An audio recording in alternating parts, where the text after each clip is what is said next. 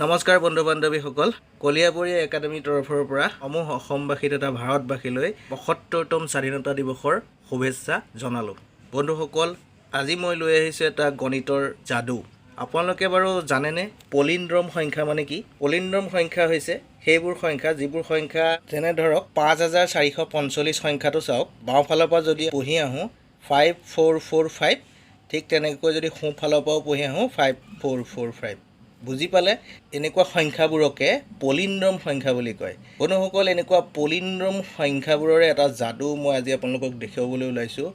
আহক চাওঁ। ইয়াতে কিছুমান সংখ্যাৰ সৈতে মই ৯৯ সংখ্যাটো পূৰণ কৰিছোঁ, যাৰ উত্তৰবোৰ পলিন্দ্ৰম সংখ্যাত ওলায়। ইয়াতে মন কৰিব 19 × 99 = 1881, এইটো এটা পলিন্দ্ৰম সংখ্যা। ঠিক তেনেকৈ 28 × 99 = 2772, এইটো এটা পলিন্দ্ৰম সংখ্যা।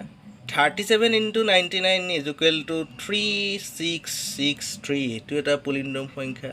ঠিক তেনেকৈ 46 × 99 = 4554 আৰু 55 × 99 = 5445। আপোনালোকে দেখিলে এই সংখ্যাকেইটা 19, 28, 37, 46 আৰু 55 যদি আমি 99ৰ লগত পূৰণ কৰোঁ তেতিয়াহ'লে তাৰ পূৰণফলবোৰ সদায় একোটা পলিন্দ্ৰম সংখ্যা হয়। বুজি পালে? ঠিক তেনেকৈ এই সংখ্যাকেইটাকে যদি আমি 999ৰ লগত পূৰণ কৰোঁ তেতিয়াও এই সংখ্যাবোৰৰ উত্তৰবোৰ একোটাকৈ পলিন্দ্ৰম সংখ্যা হ'ব। যেনে আকৌ 19 × 999 = 18981, পলিন্দ্ৰম সংখ্যা দেখিলেনে? ঠিক তেনেকৈ 37 × 999 = 36963, এইটো এটা পলিন্দ্ৰম সংখ্যা। ঠিক তেনেকৈ 55 × 999 = 54945।